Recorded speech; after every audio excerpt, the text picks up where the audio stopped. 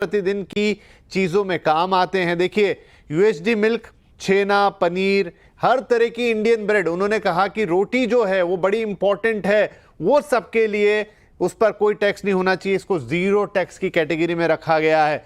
तो USD milk, छेना, पनीर, हर तरह का इंडियन ब्रेड, ये 0% की कैटेगरी में। इस कैटेगरी में कुछ और आइटम्स भी हैं, लेकिन प्रमुख जो है उन्होंने बताया। इसके अलावा नमकीन, gujiya, sauce, pasta, instant bread, ये वो आइटम है जो अब 5% पे ला दिए गए हैं। इनमें से बहुत सारे आइटम पहले 12% पे हुआ करते थे, लेकिन अब ये खाने पीने के ना, आपके किचन के शेल्फ की ऑलमोस्ट 99% जो चीजें हैं अब वो 5% पर आ गई हैं। इसके अलावा एक और हाउस होल्ड चीजें, ये बड़ा इंपॉर्टेंट है, ध्यान से सुनिएगा, जो 28 से 18% पे आ रही है। एयर कंडीशन अब 18% पे होंगे।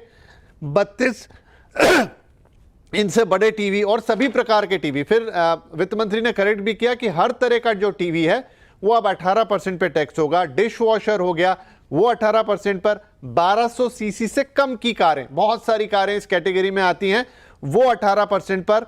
मोटरसाइकिल जो 350 सीसी से कम की हैं वो 18% पर। ट्रैक्टर, फॉरेस्ट्री मशीन्स और ये सारी चीजें। सीमेंट, उन्होंने कहा घर बनाने के लिए बड़ी महत्वपूर्ण है, 18% की अब 28 की जगह 18% पर आ गई है। इसके अलावा उन्होंने ये बताया कि इंश्योरेंस, ये बड़ा इंपॉर्टेंट है, इंश्योरेंस, इंडिविजुअल का हेल्थ इंश्योरेंस और इंडिविजुअल का लाइफ इंश्योरेंस अब 0%, यानी उस पर कोई टैक्स अब नहीं लगेगा। उसके अलावा कई और सारी चीजों का अनाउंसमेंट उन्होंने किया है, लेकिन ये प्रमुख चीजें मैंने आपको बता दी। हमारे साथ हमारे economic policy editor Lakshman Roy जुड़ गए हैं। तो लक्ष्मण, बहुत ही वृहद, बहुत बड़ा अनाउंसमेंट, उसके बाद काफी सारे सवाल जवाब भी हुए जहां पर पूछा गया है लोगों से कि आप किस तरीके से भी इसका इम्प्लीमेंटेशन होगा या किस तरीके से यहाँ टैक्स चोरी तो नहीं होगी, उसको कैसे रोकेंगे। काफी कुछ हुआ है। नटशेल में एक ब्रीफिंग आपसे चाहूंगा इसकी।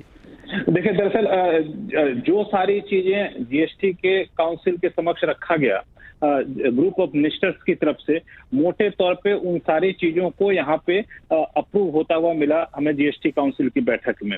और जो ग्रुप ऑफ मिनिस्टर्स ने जो बातें तय की थी उसमें किसी भी तरह का कोई बदलाव मुझे देखने को यहाँ पे नहीं मिला। इसमें अगर मोटे तौर पे अगर आप डिटेल देखें इसके हिसाब से, रेट के हिसाब से, तो मिसाल के तौर पे फूड सेक्टर की बात करें तो कई सारे आइटम है जो 5% लगते थे, उसको अब नील कर दिया गया है, जिसमें पिज्जा ब्रेड हो गया, खाखरा हो गया, प्लेन चपाती हो गई, रोटी हो गई।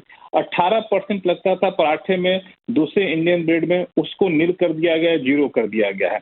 बहुत सारे आइटम हैं जो कंडेंस्ड मिल्क हो गया, ब्राजील नट हो गया, ड्राइड हो गया, बटर हो गया, अदर दूसरे फैट वाले जो घी डेयरी प्रोडक्ट हो गए, उससे 12% लगते थे, वो सारे घट करके अब यहाँ पे 5% हो जाएंगे। उसकी लंबी चौड़ी लिस्ट है, मेरे पास वो लिस्ट है, मैं देख रहा था 12% से 5% वाले आइटम की संख्या, वो सबसे ज्यादा 47 आइटम है, जो इसमें नमकीन, भुजिया, इन सब पे 12% की बजाय अब 5% लगेगा। इसी तरीके से 18% से घटाकर 5% वाले आइटम भी यहाँ पे 23 आइटम है जिसको कम किया गया है। तो एक तरीके से रोजमर्रा का जो चीजें हैं उसको काफी ज्यादा सस्ता करने की कोशिश यहाँ पे की गई। एक और महत्वपूर्ण बात जो शेयर बाजार के लिए जो हमारे निवेशक होंगे उनको समझना होगा कि आखिर इसमें क्या हुआ इंश्योरेंस वाले में। तो इंश्योरेंस वाले में साफ कर दिया गया है कि जो भी लाइफ इंश्योरेंस है या हेल्थ इंश्योरेंस है, इंडिविजुअल है या फैमिली का है, तो वहां पे जीएसटी नहीं लगेगा, 0% जीएसटी लगेगा। अब सवाल उठता है कि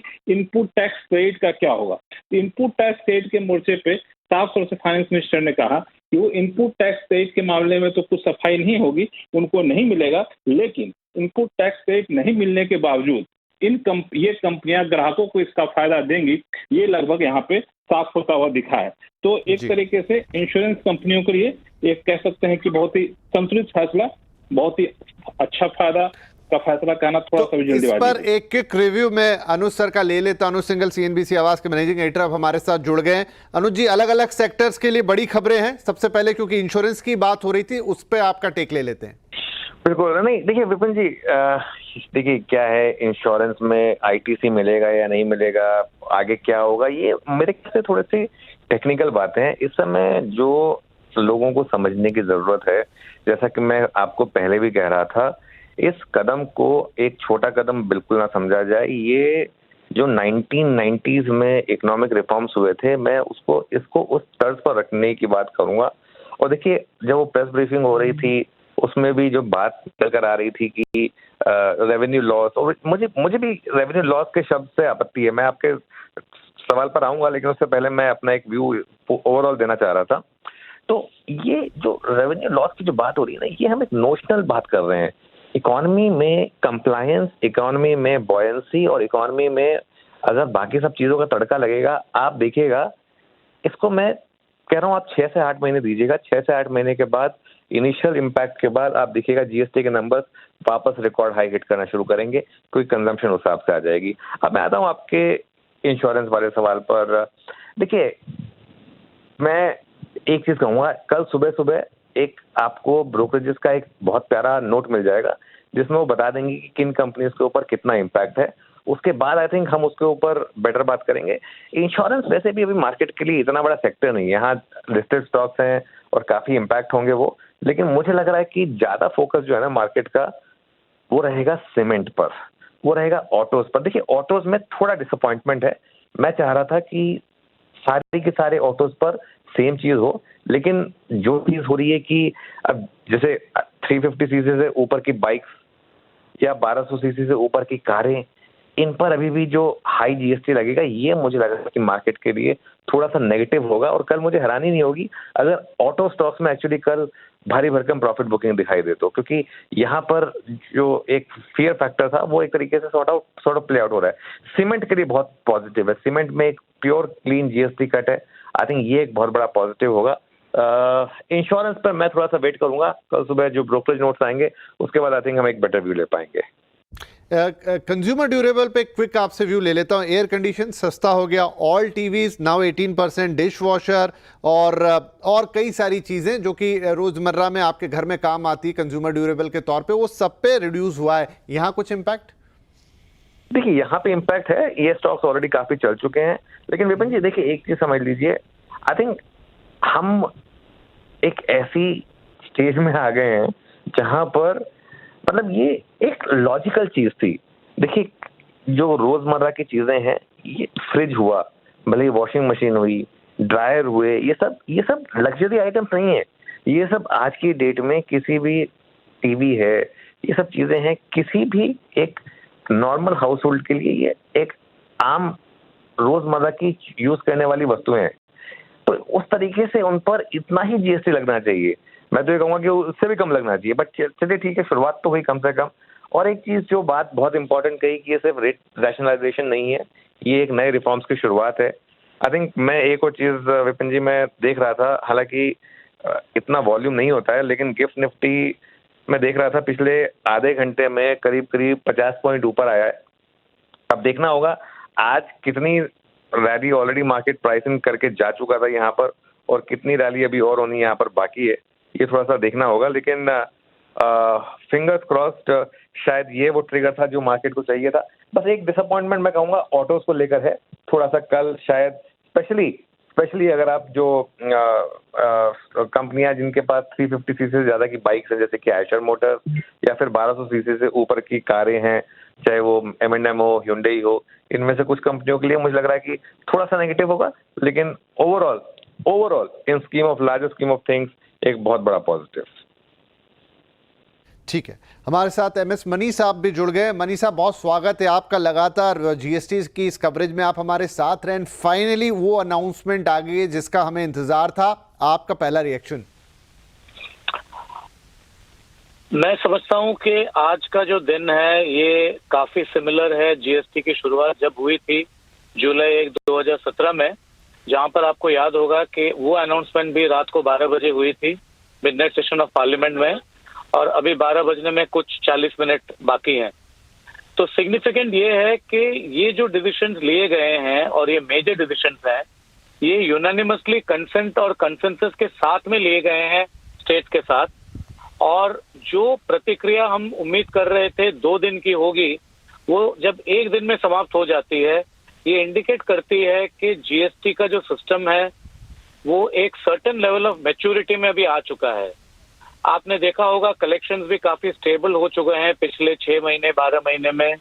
और अब जब हम लार्ज स्केल चेंज कर रहे हैं रेट को 28 से 18 में, 18 से 5 में, कुछ आइटम्स के केस में 18 से निल में, 5 से निल में, इतना स्वीपिंग चेंजेस जो हम कर रहे हैं, इसको जब हम कर रहे हैं, जो कॉन्फिडेंस पॉलिसी मेकर्स के पास में है सेंटर और स्टेट दोनों में, वो इंडिकेट करती है कि ये जो टैक्स है ये अभी मैच्योर हो चुकी है और अभी लोगों के मन में कोई शंका नहीं है कि रेवेन्यू लॉस होगी कि नहीं होगी, इसका असर क्या होगा, स्टेट्स रेवेन्यू लॉस को झेल पाएंगे कि नहीं, फिस्कल डेफिसिट के ऊपर क्या असर होगा।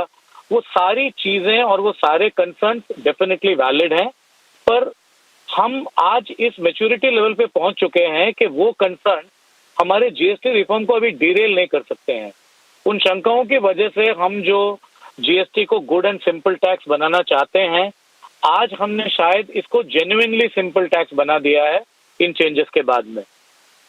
जी मणि साहब, कोई सूदिंग सरप्राइज आपके लिए? जैसे मुझे ये लगा कि जो इंश्योरेंस है, लाइफ इंश्योरेंस हुआ इंडिविजुअल का या हेल्थ इंश्योरेंस, अब उन्होंने जीरो पे ही कर दिया है। आई डोंट नो कि क्या ये पहले से प्रस्तावित था। खाने पीने की बहुत सारी चीज़ों को कह रहे हैं, छेना, पनीर, इंडियन ब्रेड्स ज़ीरो पे ले आए हैं। बहुत सारा जो नमकीन, गुजिया, सॉस, पास्ता, मैंने ऑलमोस्ट, हमने अपने कार्यक्रम में भी बात की थी कि किचन बहुत सस्ता होने जा रहा है। तो वो कुछ चीज़ें ऑब्वियस है, लेकिन कोई सूदिंग सरप्राइज जो आपको लगा कि ये और उम्मीद से आगे हो गया? देखिए, एक जो ट्रेंड मैंने नोटिस किया, बहुत सी चीजें आज जो निल में आई हैं या 5% पे आई हैं, यूनिफॉर्म रेट जिसका हो गया है, वो सारे रेट्स थे जिनके ऊपर काफी लिटिगेशन हुई थी पहले। उन्होंने जैसे इंडियन ब्रेड्स में कहा है कि निल है, आपको याद होगा कि पहले इसके ऊपर काफी चर्चा हुई थी कि पराठे के ऊपर रेट अलग है, ब्रेड के ऊपर अलग रेट है और रोटी के ऊपर अलग रेट है। तो जो जो डिफिकल्ट चीजें थी जिसपे क्लासिफिकेशन डिस्प्यूट्स थी पहले, उन सबको उन्होंने एड्रेस किया है। दूसरी बात यह है कि मैं मानता हूं कि उम्मीद से ज्यादा ही रेट रिडक्शन हुई है, क्योंकि जहां पर हम उम्मीद कर रहे थे कि 12% के काफी आइटम 5 में आ जाएंगे, शायद हमने ये उम्मीद नहीं किया था कि 18% के बहुत आइटम्स भी 5% पे आ गए हैं, जिनका उन्होंने खास करके जिक्र किया।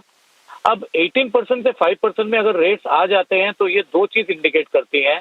पहली बात यह है कि आम आदमी को जीएसटी का रेट जो है वो समझना बहुत आसान हो जाएगा, क्योंकि रोजमर्रा की चीजें हैं, दवाइयां हैं, सारे 5% पे हैं, और जो 5% पे नहीं है वो कहां पर है, वो सारे 18% पे हैं।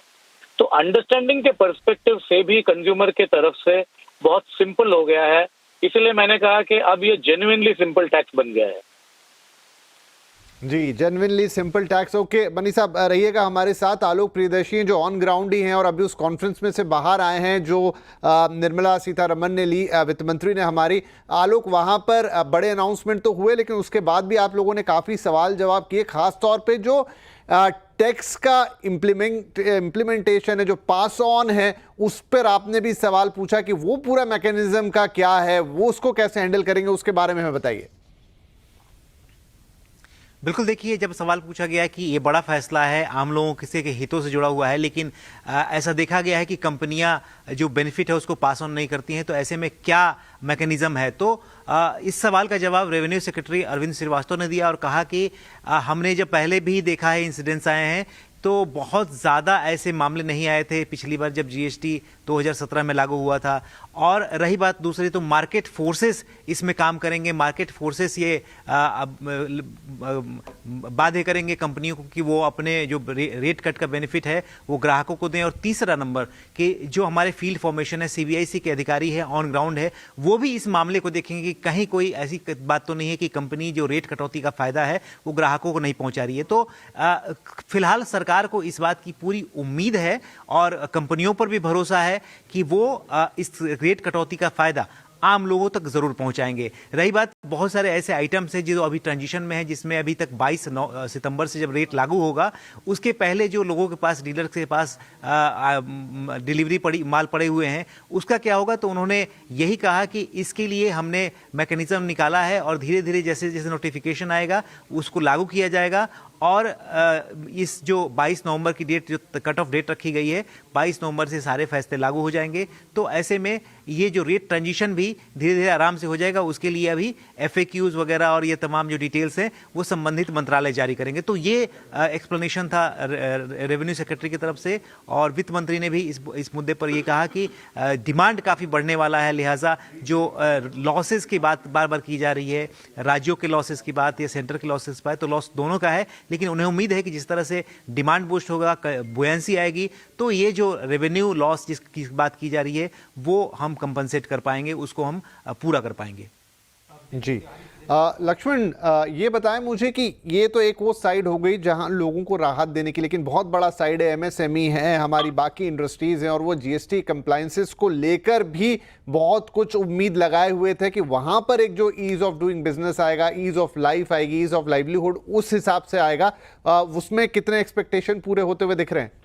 मुझे लगता है कि उसमें भी एक बड़ी राहत मिली है, क्योंकि रजिस्ट्रेशन का मामला हो, रिफंड का मामला हो, इस पे एक टाइमलाइन फिक्स कर दिया गया है कि आप रजिस्ट्रेशन के लिए करेंगे, रिफंड के लिए करेंगे, तो एक 30 दिन का समय दिया गया है।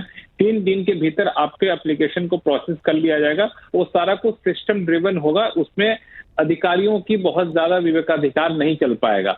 इससे ये फायदा हुआ कि जो MSME थे, जो ट्रेडर थे, उनकी जो लिक्विडिटी, जो नकदी फंस जाती थी बीच में इस ट्रांजिशन के पीरियड में, वो नकदी नहीं फंसेगी। उस लिक्विडिटी की जो समस्या होती थी इन कंपनियों की, वो ठीक हो जाएगी। और दूसरा कि मैं अलग अलग लोगों से बात करता था, उनको GST के रेट से ज्यादा GST के कॉम्प्लेक्स कंप्लायंसेस की चिंता होती थी। उसका एक कॉस्ट होता था जो उन लोगों को बड़ा चुभता था। तो मुझे लगता है कि रेट से आम लोगों को फायदा मिलेगा, लेकिन इंडस्ट्री, ट्रेडर, MSME इससे ज्यादा खुश होंगे कि नियमों को ज्यादा से ज्यादा सरल बनाने की तरफ एक बड़ा कदम उठाया गया है, क्योंकि इनसे कारोबार के रास्ते आसान होंगे और कारोबार करने की जो लागत होती है वो कम होगी। जी, तो यहाँ पर भी राहत की बात है। इसके अलावा आलोक, काफ़ी सारी चीज़ों पर उन्होंने कहा, एक वो उन्होंने इसको भी सिन में ही रखा है कि पान मसाला, गुटखा, जर्दा, सिगरेट और इसी तरह की अन्य चीज़ें, इन पर कोई किसी प्रकार का दर में परिवर्तन नहीं किया गया।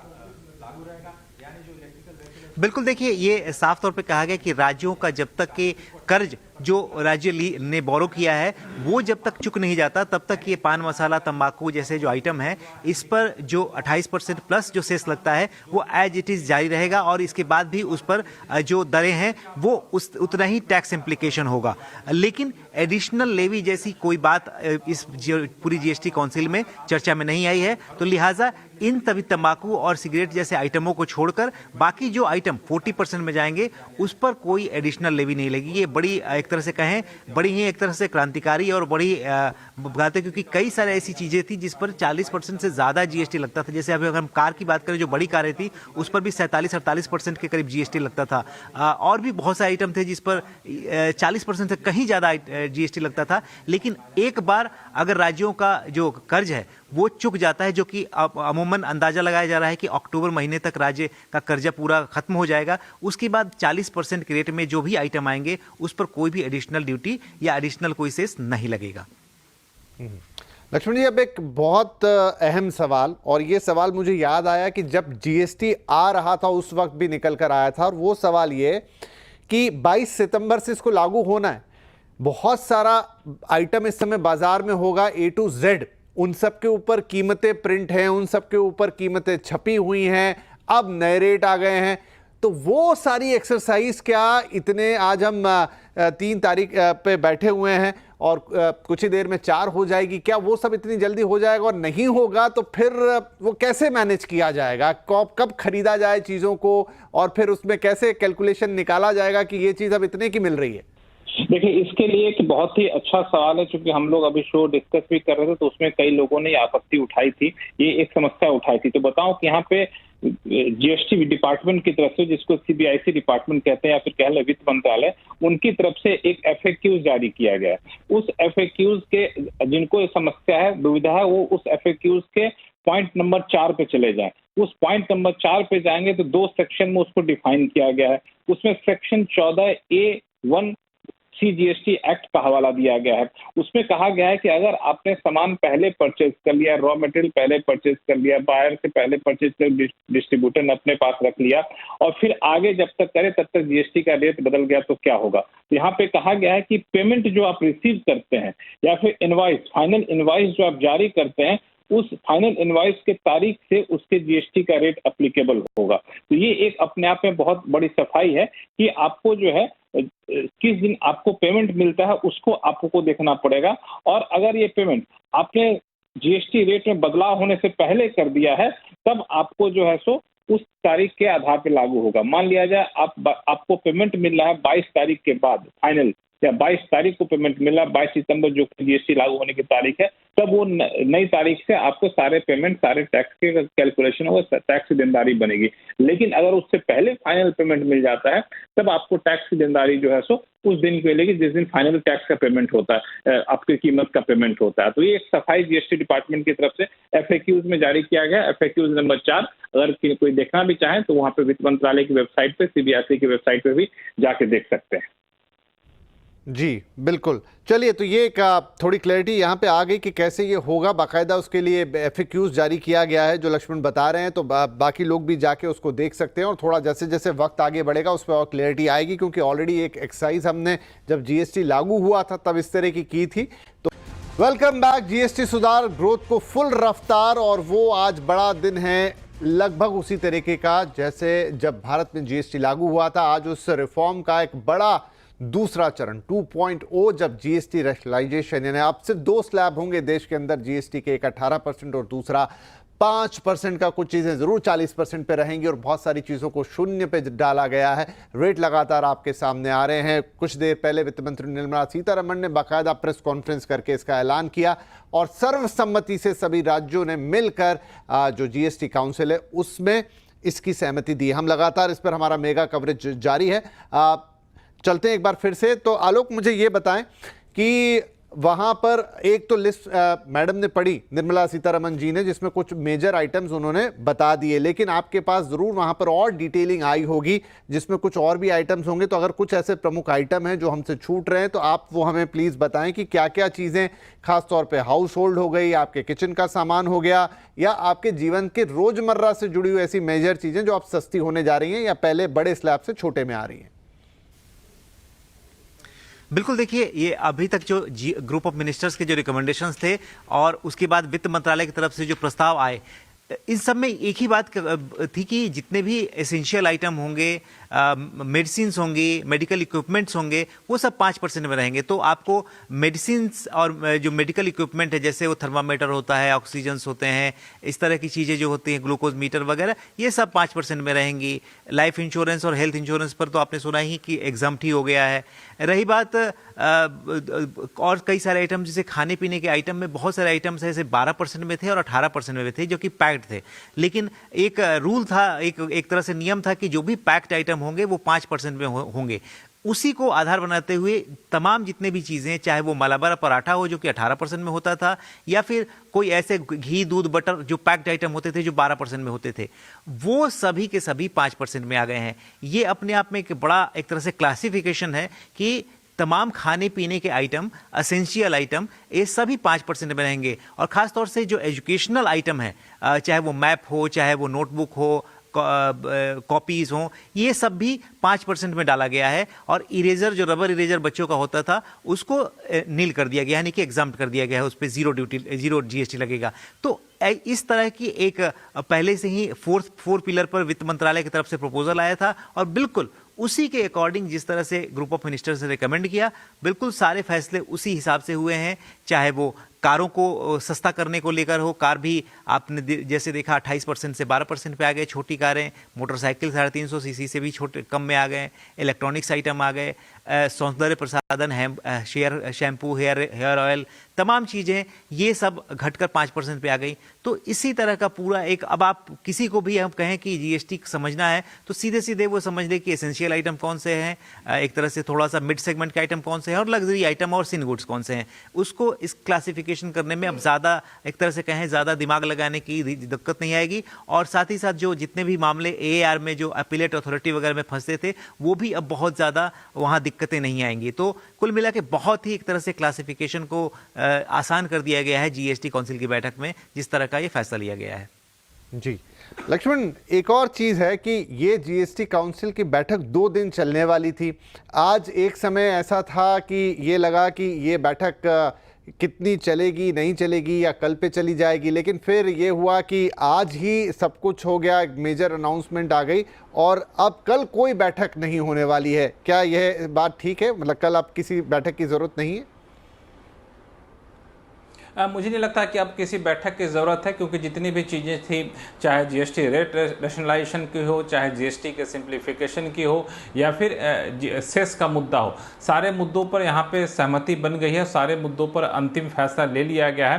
तो ये अपने आप में एक बड़ी उपलब्धि है, क्योंकि जिस तरीके का GST का एजेंडा तैयार किया गया था, आप GST के एजेंडा को देखते तो करीब 2 वॉल्यूम में था। एक 326 पेज का था, एक दूसरा 376 पेज का था, और इतने बड़े वॉल्यूम के एजेंडा को पारित करना एक दिन में आमतौर पे माना जाता है कि संभव नहीं होगा। तो इसी वजह से 2 दिन का यहाँ पे समय अवधि निर्धारित किया गया था। लेकिन सबसे महत्वपूर्ण भूमिका निभाई ग्रुप ऑफ मिनिस्टर्स ने। ग्रुप ऑफ मिनिस्टर्स में क्या हुआ कि हर कैटेगरी के स्टेट का प्रतिनिधित्व वहाँ पर रखा गया था। तो पहले अलग अलग बैठकों के जरिए ग्रुप ऑफ मिनिस्टर्स ने इस पर सहमति बनाई, और जब सहमति बन गई तो फिर जाकर जो अलग अलग आपत्ति उठनी थी, उस आपत्ति की संख्या बहुत कम हो गई। एक मुद्दा फंसा जो दिन भर इसी पे पेच रहा कि वो कंपनसेशन सेस, यानी राज्यों को नुकसान होगा तो उसकी भरपाई कैसे की जाएगी। तो उसका बहुत ही बेहतरीन तरीका यहाँ पे निकाला गया कि जो भी सिन गुड्स होंगे, पान मसाला होंगे, उस पे 28% के साथ सेस लगता रहेगा। वो सेस तब तक लगता रहेगा जब तक कि राज्यों के होने वाले नुकसान की भरपाई ना कर दी जाए। तो राज्यों की भी बात रहेगी, केंद्र सरकार की भी बात रहेगी, और आम लोगों को फायदा देने का जो लक्ष्य रखा गया था वो लक्ष्य भी यहाँ पूरा होता दिख रहा है। तो मुझे लगता है कि ये एक तरीके से ठान लिया गया था कि हमें GST काउंसिल में इसको पारित कराना है, और उसी के हिसाब से वो सारी मेहनत की गई। और ये था कि एक ही दिन में, भले ही मैराथन बैठक चली, 11 बजे से लेकर के रात के 9:30 बजे तक बैठक चली, और तब जाकर इस पर सहमति बनती हुई दिखी। जी आलोक, एक अनाउंसमेंट वहां पर मैंने MSME और उसके रिगार्डिंग भी सुनी थी, जहां पर ये बोला गया कि बाद में और डिटेल्स यहां पर दिए जाएंगे। उसके बाबत अगर कोई प्रेस नोट दिया गया है या कोई और डिटेलिंग दी गई है?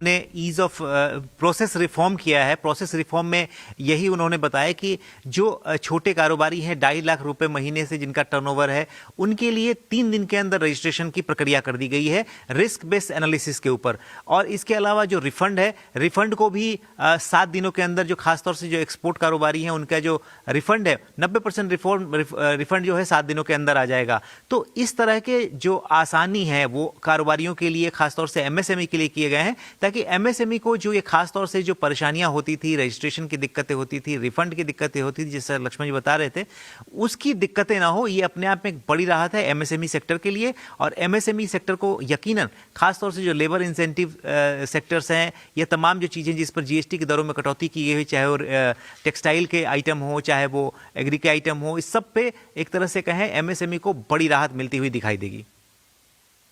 एक और सेक्टर है लक्ष्मण सर, वो सेक्टर है कृषि का सेक्टर। अब हम चूंकि थोड़ा कंज्यूमर और उसके इर्द गिर्द या हाउस होल्ड की बात कर रहे हैं, लेकिन मुझे इसमें लग रहा है जो भी अनाउंसमेंट है कि कृषि सेक्टर का भी बहुत ध्यान रखा गया है, चाहे वो फर्टिलाइज़र्स हों, चाहे वो आपके फार्म इक्विपमेंट्स हों, इवन ट्रैक्टर हो, यानी जितनी भी चीज़ें कृषि से जुड़ी हैं। तो क्या किसानों के लिए भी इस GST बदलाव के बाद एक बड़ी राहत आने वाली है, दिवाली का तोहफा मिलने वाला है?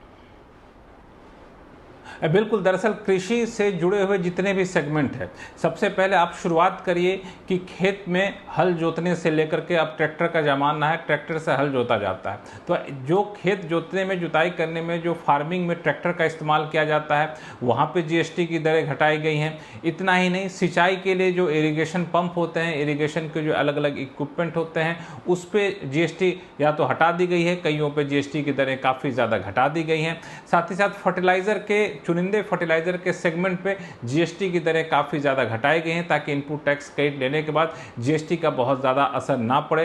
तो एग्रीकल्चर से जुड़े हुए चीज़ों पे GST में एक बड़ा बदलाव किया गया है। और अगर आप GST के भीतर कहें कि जीएसटी रिफॉर्म का मकसद क्या था, उस मकसद में सबसे ऊपर जो मकसद था वो था आपको एग्रीकल्चर को लेकर के किसानों को कैसे फ़ायदा इसका पहुंचाया जाए। क्योंकि किसानों को फ़ायदा पहुंचाने में ये था कि उसमें बहुत बड़ी संख्या में लोग इससे जुड़े हुए हैं और उसका जीडीपी में योगदान काफ़ी ज़्यादा होता है। तो इसको देखते हुए एग्रीकल्चर और जिसको एलाइड सेक्टर कहते हैं, यानी कृषि से जुड़े हुए जो क्षेत्र होते हैं, उन कृषि से जुड़े हुए क्षेत्रों पर भी जीएसटी में एक बड़ी कटौती की गई है। तो यहाँ पे एक कह सकते हैं कि एग्रीकल्चर सेक्टर को बड़ी राहत देने की बात की गई। अभी मैं जब आप आलोक से बात कर रहे थे तो मैं FAQs पढ़ रहा था। FAQs में एक बड़ा इंटरेस्टिंग सा ये कहा, उसमें एक सवाल ये बताया गया है कि अगर किसी ने स्टॉक कर लिया है बहुत सारे चेंजेस को सामान को लेकर के, मान ली किसी ने एसी, फ्रिज, बहुत सारी चीज़ों को स्टॉक कर रखा है किसी डिस्ट्रीब्यूटर ने या फिर किसी दुकानदार ने,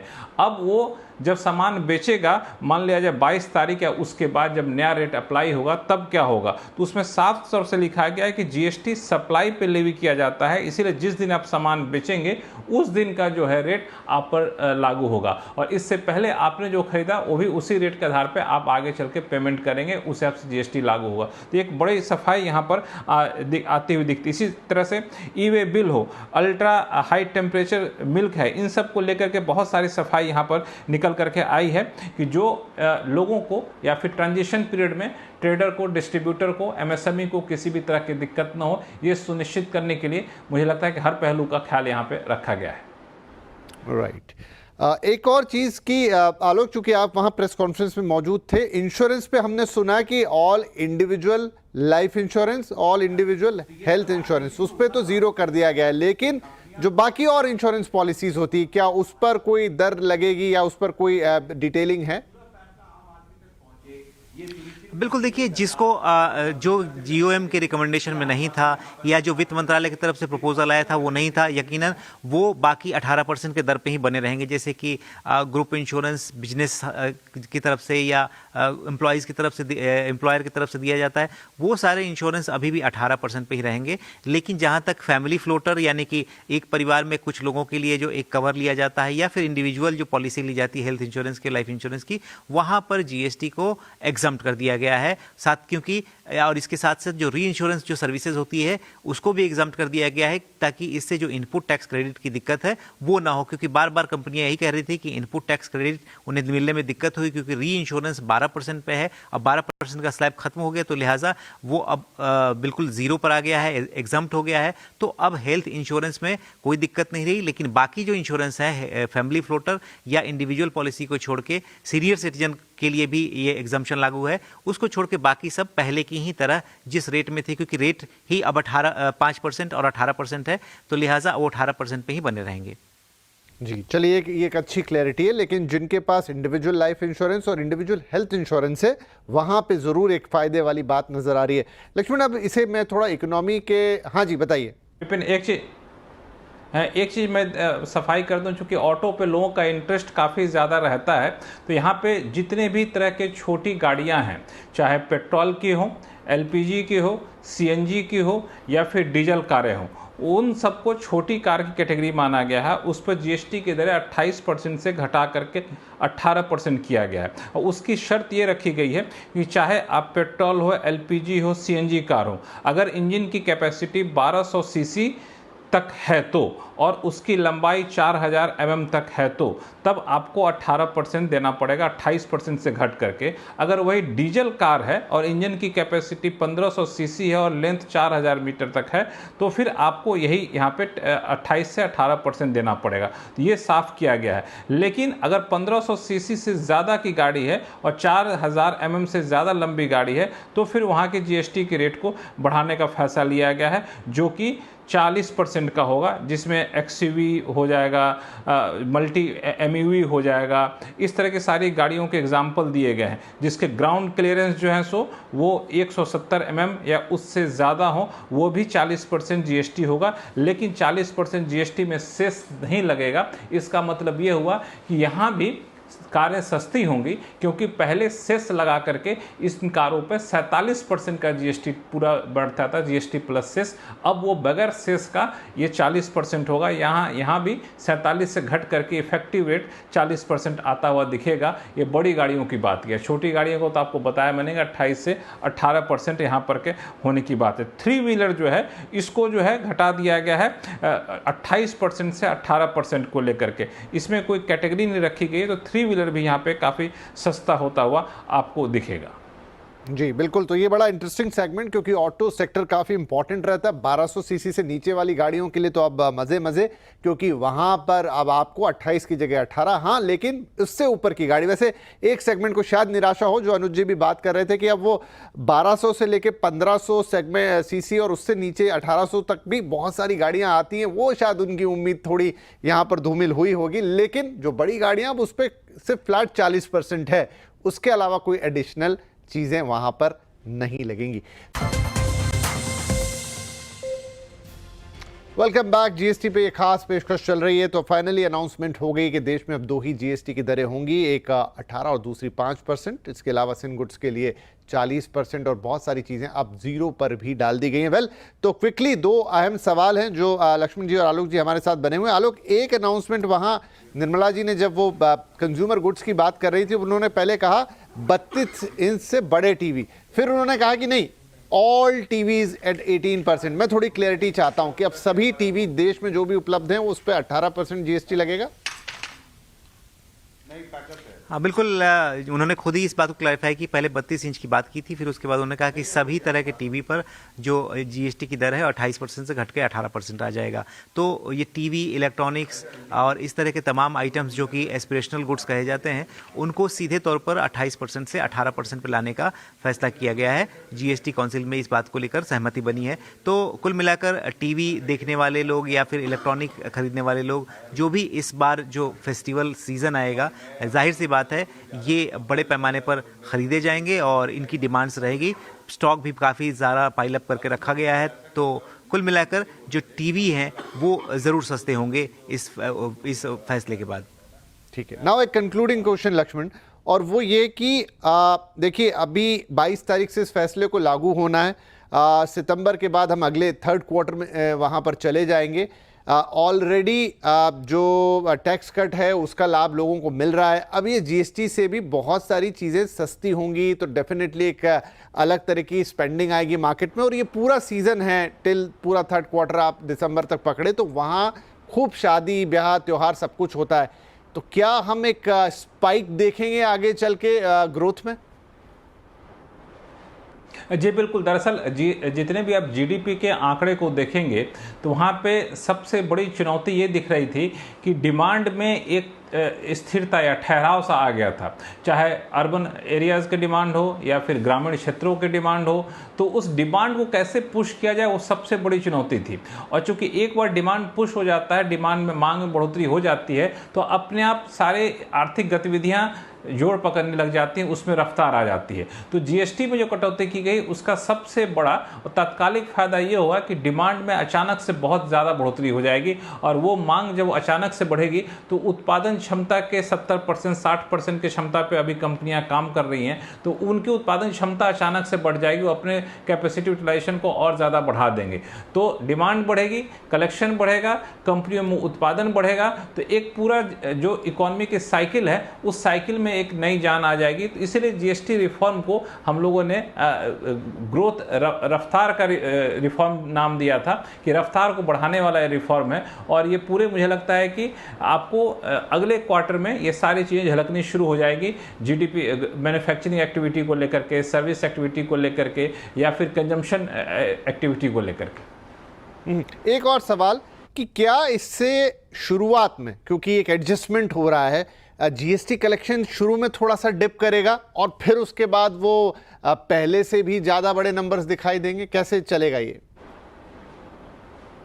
देखिए, इसको अगर आप 2019 में तुलना करें तो 2017 में जब जीएसटी लागू हुआ था, उसके बाद 2019 में भी इसी तरीके से, हालांकि इतने बड़े पैमाने पर नहीं, लेकिन ठीक ठाक पैमाने पे जीएसटी की दरों में कटौती की गई थी कई सारे आइटम पे।